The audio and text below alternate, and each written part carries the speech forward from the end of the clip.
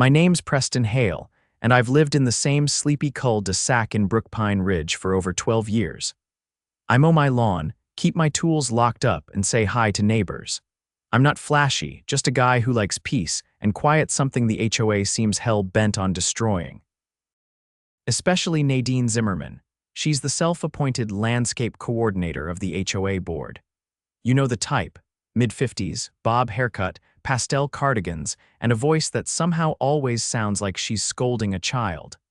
Nadine's been on a power trip ever since she got on the board last year. One week it was mailbox heights, the next it was approved flower colors.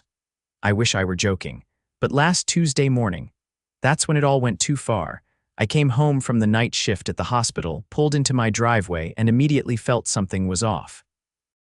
My hedge, the thick green privacy hedge I'd planted along the side of my front yard, was butchered. Not trimmed. Butchered. Uneven, half the height it used to be, and hacked into a blocky square like some kind of demented topiary. I dropped my keys on the porch and just stared at it for a minute until I saw the paper taped to my front door. Your hedge was pruned per HOA Uniformity guidelines. You're welcome, Nadine Z. Welcome. I stormed over to her house 3 doors down. Her SUV was in the driveway, naturally parked slightly crooked like always. I rang the bell 3 times. She answered with a smug little head tilt and a cup of herbal tea in one hand. "Preston," she said, like I was a delivery guy. "Didn't you see the notice we put in last month's newsletter? We're standardizing hedge shapes for visual consistency. Yours was unruly. You trespassed and destroyed private property," I said. "That hedge kept my front windows shaded. You had no right." "It falls under HOA landscaping jurisdiction," she said. "It's in the bylaws. Section 8, paragraph 3, you really should keep up." I nearly laughed. "You made that section up. I've read the bylaws twice." Her smile faltered just a bit. "Then you know the board can authorize maintenance adjustments for visual alignment by hiring professionals with notice. Not by sending Rick from down the street with a chainsaw." She stepped back into her house and closed the door without another word. I stood there, seething, staring at her perfectly manicured boxwoods and her pristine little matching hedge which, unlike mine, now towered a good foot above regulation height. That's when an idea hit me. A petty, beautiful idea. I went home, grabbed my electric hedge trimmer, and came back that evening when I knew she was at her Thursday yoga class. Took me 25 minutes. I trimmed her hedge, perfectly flat, a quarter shorter than mine had ever been. I even edged the bottoms so it looked like someone had taken a ruler to it. Then, just for fun, I left the clippings in a neat pile on her welcome mat and taped a bill to her door. Landscaping services rendered $85, HOA uniformity fee payable to Preston Hale, let's just say. Nadine didn't take it well. The next morning, I found an envelope on my windshield. Pale blue, embossed with the HOA's eagle logo like it was a federal agency instead of a neighborhood club full of retirees on a power binge. Inside was a formal notice of damage to HOA property, filed by none other than Nadine Zimmerman. Apparently, according to her fantasy version of jurisdiction, all uniform hedges within Brookpine Ridge are now under HOA visual management. Meaning, she claimed her hedge was technically HOA property and I'd vandalized it. 2 things stood out. First, nowhere in the bylaws was there any mention of visual management. Second, my property tax statement from the county something I just recently pulled for a mortgage refinance explicitly listed the hedgerow as part of my lot footprint. Hers, too, she was bluffing. Badly. But what caught me off guard wasn't the accusation, it was the $350 fine attached, due in 7 days, with a threat of lien placement if unpaid. I didn't even get mad. I got methodical. I went into my garage and pulled out the dusty plastic tub where I kept my paperwork. Inside were HOA newsletters, meeting minutes, every letter I'd ever gotten from them, and most important printouts of the original bylaws. I also had a legal pad, which I flipped open and began to fill. I started by calling the county assessor's office. 10 minutes later, I had digital copies of the parcel maps and property boundaries for both my house and Nadine's. Neither hedge crossed property lines.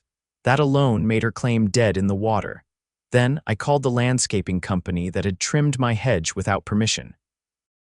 The invoice was still open. I asked the manager, some young guy named Braden, who authorized the work. "Board member Zimmerman," he said. "She signed the work order and said the HOA covered the cost." I wrote that down.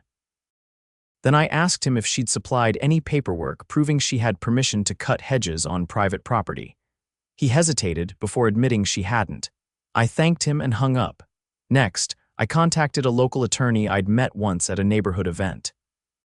Her name was Leona Tran, and she specialized in property disputes and municipal code. I didn't need to hire her, yet I just wanted to know if I was crazy. "You're not," she said. "If they placed a fine on you based on fabricated authority, that's fraud, especially if they're threatening a lien. That's financial coercion." I took notes as she explained how to file a complaint with the city's HOA Oversight Division. She also told me to document every interaction and prepare a cease and desist letter. I had work that evening, but my adrenaline was already carrying me through. That night, while the ER buzzed with routine chaos, I filed the complaint with the city during my break. I uploaded the parcel maps, the landscaping invoice, and a photo of Nadine's handwritten note. I also included a screenshot of the fine with its absurd justification. By the time I got home the next morning, I had an email confirmation that the complaint had been received and flagged for priority review.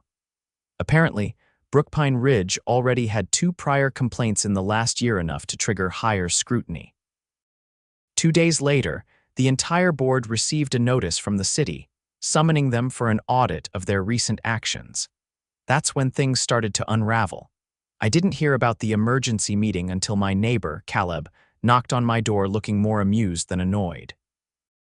"They're scrambling," he said.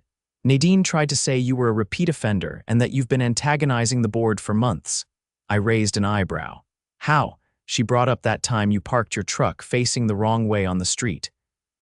"In 2019, I burst out laughing. That was Christmas Eve. I parked that way so I could unload my niece's bike." "Doesn't matter," he said. "She's reaching. You've got her boxed in." Later that afternoon, I received a certified letter from the HOA. Inside was a revised citation notice, this time claiming I had violated community harmony expectations. No fine attached, just a warning. I immediately called Leona again. "They're trying to reclassify it to avoid liability," she said. "But that doesn't erase what they already did. If they issued a false fine and threatened financial consequences, that's still actionable." That's when I decided to take it a step further. I filed a police report, not over the hedge, over the misuse of HOA authority to issue fraudulent fines. The officer who took my statement didn't laugh, didn't roll his eyes. Instead, he asked if I had all the documentation. I handed him a binder. "This is solid," he said. "If the HOA tried to enforce a fabricated fee with a lien threat, that could fall under attempted extortion. We don't see it often with HOAs, but it's not the first time." He gave me a case number, and within the week, a detective followed up. I gave a formal statement and turned over the landscaping invoice, the fine notice, and the parcel maps. They also requested the HOA's financial records, specifically any transactions related to the landscaping company. Then the news broke. The city's audit uncovered multiple unauthorized expenditures, mostly landscaping work billed to the HOA without member votes. Several projects, like the one done to my hedge, were paid for with operating funds that were supposed to be reserved for community maintenance, like pothole repair and sprinkler systems. Even worse, the HOA had issued at least 6 other fines in the past year based on invented rules. 2 residents had paid them without question. Nadine was suspended from the board pending investigation. The rest of the members tried to distance themselves, claiming they had been misled. But the audit revealed that 3 of them had signed off on her actions without verifying their legitimacy. At the next open meeting, the clubhouse was packed. People who usually ignored HOA politics showed up in droves. The air was thick with tension. Folding chairs scraped across the tile floor, and the board members sat stiffly behind their table like misbehaving students waiting to be called out. I signed in to speak. When it was my turn, I walked to the front, held up a printed copy of the fake fine, and said, This could have cost me my mortgage. It's not just a petty squabble. It's a systemic abuse of power and it needs to stop. Someone in the back clapped, then more joined in. Soon, the room was buzzing with agreement. A veteran named Paul stood up and said his wife had cried for 2 days after getting a violation about their garden gnome. A single mom near the window said she'd been fined for a non-compliant welcome mat. By the end of the meeting, a motion had been made and seconded. Dissolve the current board and elect a temporary oversight committee until new elections could be held. It passed, unanimously. Outside, as people lingered in the parking lot, Nadine exited the building flanked by 2 board members. No one spoke to them. No one even made eye contact. They walked past a chalk drawing on the sidewalk that someone's kid had done during the meeting. It read, HOA equals help our area, not harass our neighbors. I went home, poured a glass of iced tea, and sat on my porch. My hedge was growing back, uneven and wild. I didn't plan to trim it, not now, not ever. 2 weeks passed. Word of the HOA shakeup spread beyond Brookpine Ridge. A local reporter caught wind of the city's audit findings and ran a short piece under the headline Neighborhood HOA accused of overreach, fraudulent fines. It was buried on page 6, but it was enough to catch the attention of someone who'd been digging into HOA abuses across the county. That somebody was an assistant district attorney named Franklin Dillard. He showed up at my door on a Thursday afternoon, wearing a well-worn blazer and carrying a leather folder under one arm. He didn't waste time. I'm looking into a pattern of misconduct involving several neighborhood associations in this area, he said. Yours just jumped to the top of the list. I invited him in. He didn't sit. He walked slowly past the window and glanced toward the street, where the shadows of my recovering hedge stretched across the lawn. You filed a police report over a fraudulent fine, he said, flipping open his folder. That's not something most people do. You kept records. I handed him the binder I'd put together. He leafed through it, pausing now and then. When he got to the landscaping invoice Nadine authorized without consent, he let out a low whistle. She charged this to HOA funds, I nodded. Without a vote. No minutes. No approval. He took out a small notepad and jotted something down. You ever see a ledger? HOA financial records. Only what they handed over to the city, I said. But I've got a neighbor, Tom Clevenger. He used to be treasurer before this board took over. He mentioned the books looked different this year. Said some line items didn't match the usual categories. Franklin closed the folder. That's enough for a subpoena. If there's financial mismanagement, we'll find it, but I need you to stay involved. If this goes where I think it might, your documentation could be central to a broader case. I agreed. He left with a promise to follow up, and I returned to my porch, where the breeze carried the faint sound of pruning shears from a few houses down. Someone was trimming their own hedge carefully, slowly, without interference. The next morning, a police cruiser parked across the street. 2 officers walked up to Nadine's door and knocked. She answered wearing dark sunglasses and a robe, speaking only briefly before they handed her a folded sheet of paper. She didn't argue. She stepped back inside, then reappeared 15 minutes later with a cardboard box under one arm and a potted plant in the other. She got into her SUV and drove away. That evening, the temporary oversight committee held their first open session. The folding tables were gone. Instead, a circle of chairs had been set up in the clubhouse, and residents sat facing each other. The air felt lighter, like someone had cracked open a window in a stuffy room. Tom Clevenger was there, flipping through a thick binder labeled previous fiscal years. When it was his turn to speak, he didn't hesitate. Last year's landscaping budget was $15,000, he said. This year's jumped to $38,000, but there's no record of any new contracts. Only a vague line item labeled aesthetic uniformity enhancements. That's not a category we've ever used. A soft murmur spread through the room. I also found a disbursement check issued to a company called Clearview Compliance Solutions, he continued. But it's not a landscaping company. It's a private enforcement contractor. They issue violations and collect fines for a percentage. Martha Gibbons, a retired librarian who'd recently joined the committee, leaned forward. So the fines weren't just about control. They were revenue, Tom nodded. Looks like it. And we never voted for any of it. The crowd stirred again, louder this time. Franklin Dillard appeared at the back of the room, listening silently. When the meeting adjourned, he stepped forward and addressed the group. "I'll keep this brief," he said. "The DA's office has opened a formal investigation into Brookpine Ridge, HOA's financial practices. We're looking into misappropriation of funds, unauthorized contracts, and potential mail fraud related to fake citation notices. If you received a fine that didn't follow proper protocol, we want to know." Hands shot up. Stories poured out. A couple had been threatened with a lien over non-compliant gutter color. Another man said he'd been fined for leaving his garage door open for more than 10 minutes. All of them had paid their fines, assuming they had no choice. The following week, subpoenas were issued to 3 former board members. One of them, Leonard Madsen, cracked quickly. He admitted to signing off on the Clearview contract without understanding its full terms. Nadine, he claimed, had arranged the deal and handled communications. She said it was a deterrent, he told investigators. Said people wouldn't follow the rules unless it cost them something. Meanwhile, I was contacted by a civil attorney representing several residents who wanted to file a class action suit. They asked if I'd be willing to testify about what started it all: the hedge, the fine, the fake rule. I said yes. 2 months later, Nadine Zimmerman was charged with misappropriation of HOA funds, falsifying citations, and conspiracy to commit fraud. During the arraignment, she appeared in court wearing a beige suit and a pinched expression that didn't match the confident persona she once wielded like a weapon at neighborhood meetings. The judge denied her request to dismiss the charges.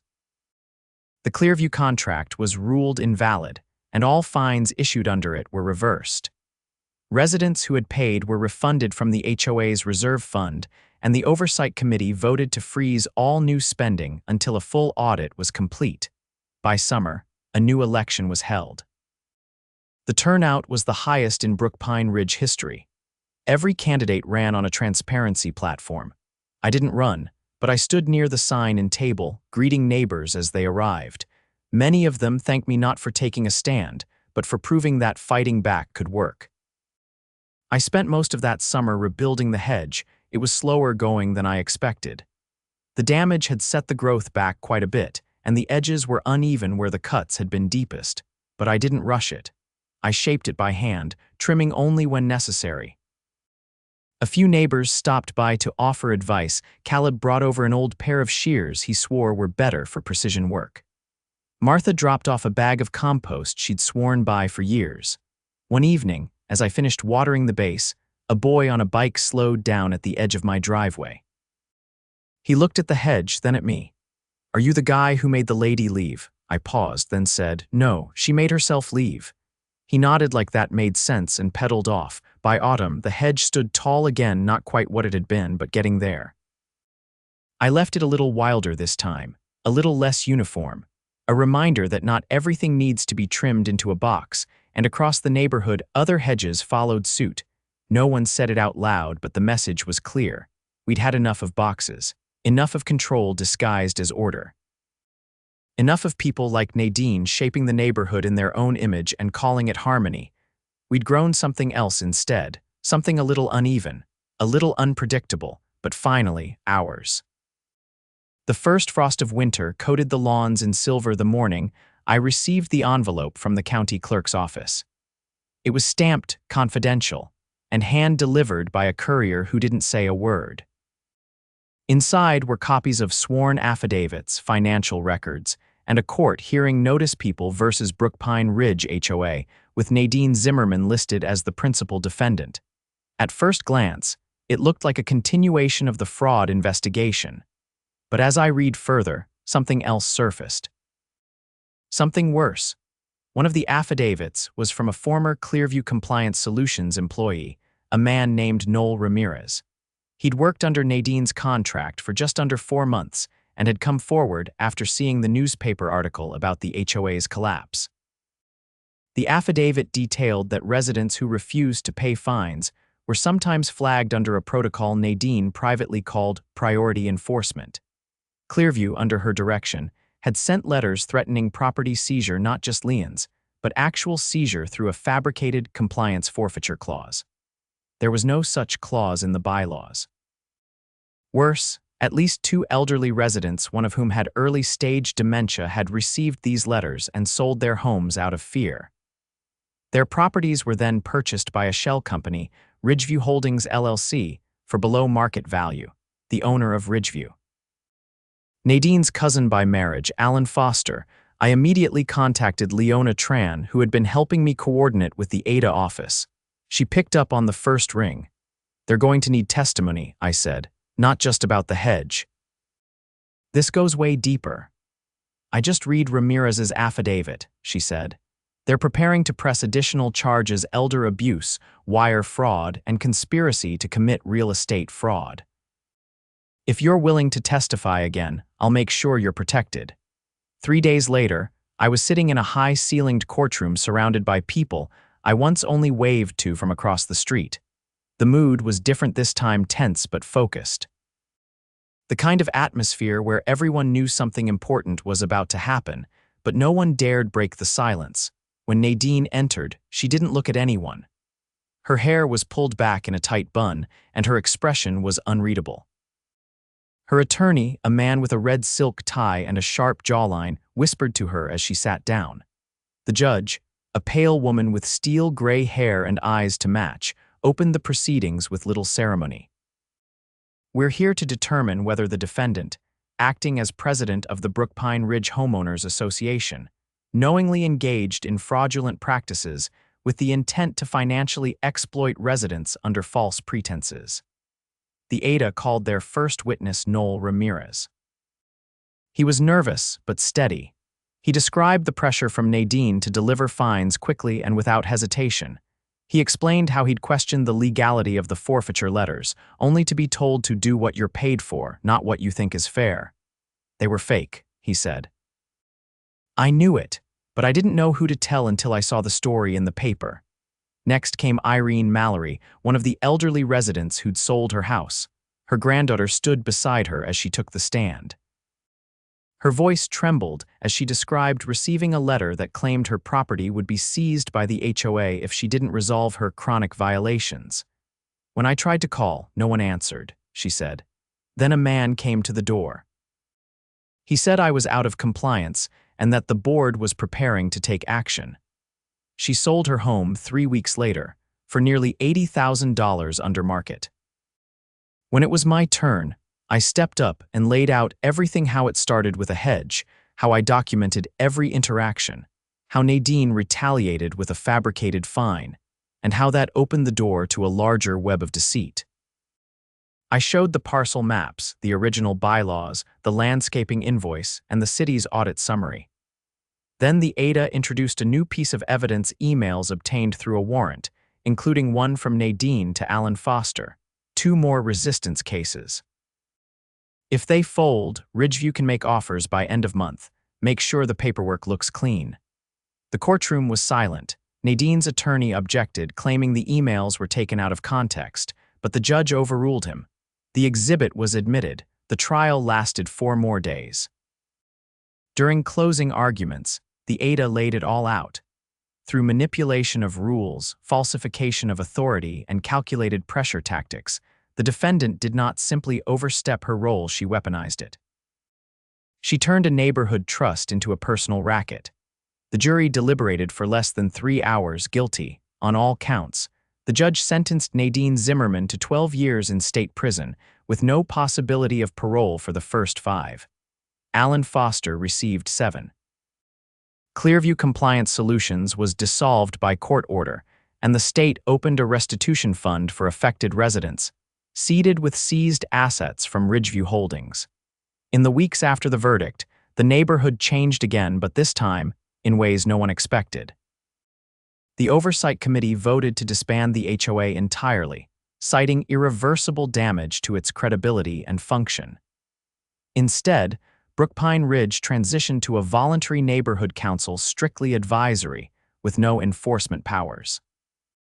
It was a move that required a 2/3 petition, which we got in under 6 days, Without the looming threat of arbitrary power, people started talking again. Real conversations.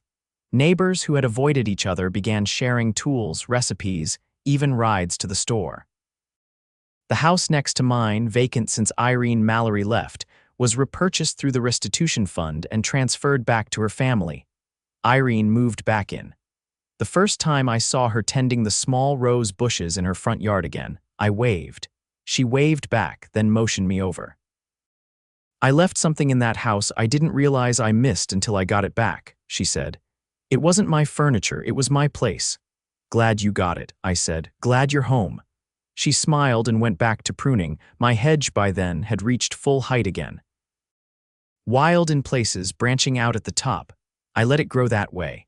It wasn't about symmetry anymore. It was about knowing that I could shape it myself, without someone in a pastel cardigan telling me how tall it could be. One morning in early spring, I found a note tucked under a rock on my porch. No HOA letterhead, no citations, just a handwritten message in blocky cursive. "Thanks for standing up. You reminded us we're not just residents, we're neighbors." I left it on the fridge, not because I needed the reminder, but because I'd earned it.